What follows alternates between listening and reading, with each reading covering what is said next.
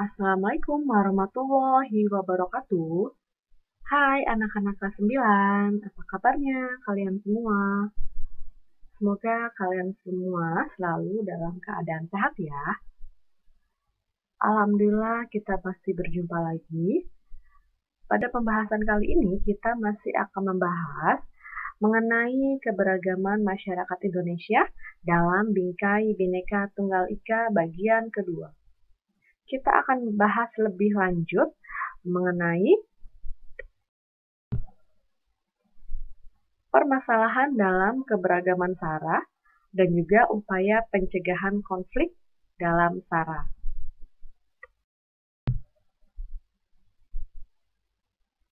Baik, anak-anak, kita ketahui dulu apa itu arti konflik sosial.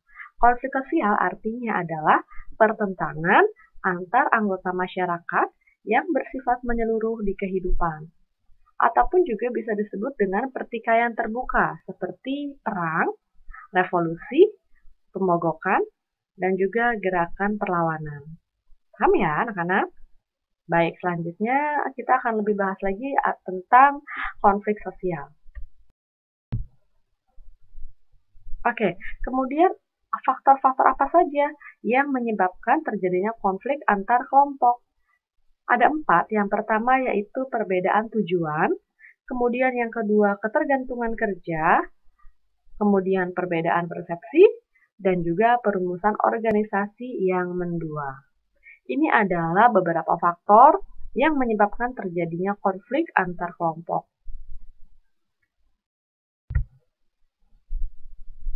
Kemudian ada berbagai macam jenis konflik dalam masyarakat. Di antaranya yang pertama yaitu ada konflik antar suku.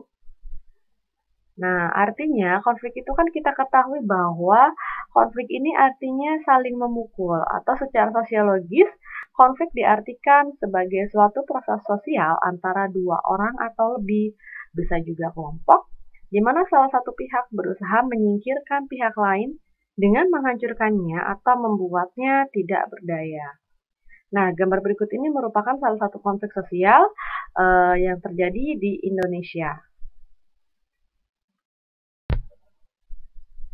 Jenis konflik yang kedua yaitu konflik antar agama.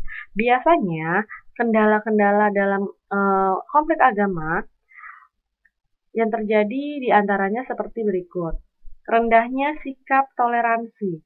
Akibat dari pola perjumpaan tak langsung antar agama, khususnya menyangkut persoalan teologi yang sensitif, sehingga kalangan umat beragama merasa enggan mendiskusikan masalah-masalah keimanan.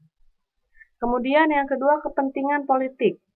Faktor politik terkadang menjadi faktor penting sebagai kendala dalam mencapai tujuan sebuah kerukunan antar umat beragama, khususnya di Indonesia.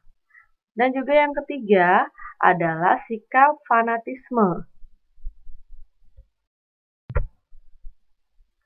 Baik, selanjutnya macam-macam konflik ini ada konflik politik. Nah, biasanya terjadi karena adanya perbedaan kepentingan yang berkaitan dengan kekuasaan. Contohnya seperti konflik yang terjadi antara pengikut partai politik yang satu dengan juga partai politik yang lain. Yang kedua, konflik ekonomi. Konflik ini akibat adanya perebutan sumber daya ekonomi dari pihak yang berkonflik. Seperti konflik antar pengusaha ketika melakukan tender.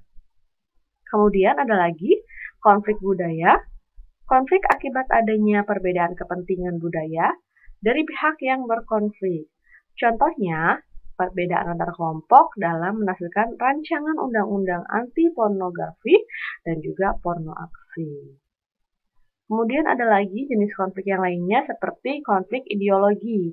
Nah, biasanya konflik ini terjadi karena adanya perbedaan paham yang diyakini oleh seseorang ataupun sekelompok orang. Contohnya yaitu konflik yang terjadi pada saat G30S PKI. Masih ingat ya anak-anak ya untuk filmnya tentang penindasan G30S PKI ya? Nah, setelah kita berkonflik misalnya antara orang yang satu dengan orang yang lain, antara kelompok yang satu dengan kelompok lain, akibat-akibat yang terjadi biasanya yang pertama tambahnya solidaritas in group. Kemudian, yang kedua, goyah dan juga retaknya persatuan kelompok tersebut. Dan yang ketiga, perubahan kepribadian para individu. Kemudian akibat yang lainnya, biasanya terjadi hancurnya harta benda dan juga jatuhnya korban manusia. Akibat yang lainnya seperti dominasi dan juga takluknya salah satu pihak. Ada pihak yang menang dan juga ada pihak yang kalah. Lantas bagaimana upaya kita mencegah konflik? Nah, berikut ini ada beberapa strategi mengatasi konflik ataupun upaya dalam mengatasi konflik dalam diri individu. Caranya seperti apa? Yang pertama, menciptakan kontak dan membina hubungan. Yang kedua, menumbuhkan rasa percaya dan juga penerimaan. Menumbuhkan kemampuan atau kekuatan diri sendiri. Menentukan tujuan, mencari beberapa alternatif, memilih alternatif, dan juga merencanakan pelaksanaan jalan keluar. Nah, itu adalah upaya mencegah terjadinya konflik. Sampai sini paham ya?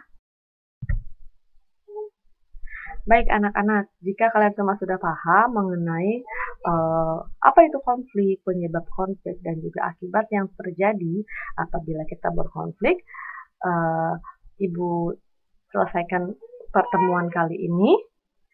Ada tugas untuk PKN, silakan kamu buka buku paket halaman 123. Kalian kerjakan cukup bagian A-nya saja ya. Baik anak-anak, jika tidak ada pertanyaan, kita akhiri pertemuan kali ini. Sekian dari Ibu, wabillahi taufiq wal hidayah. Wassalamualaikum warahmatullahi wabarakatuh.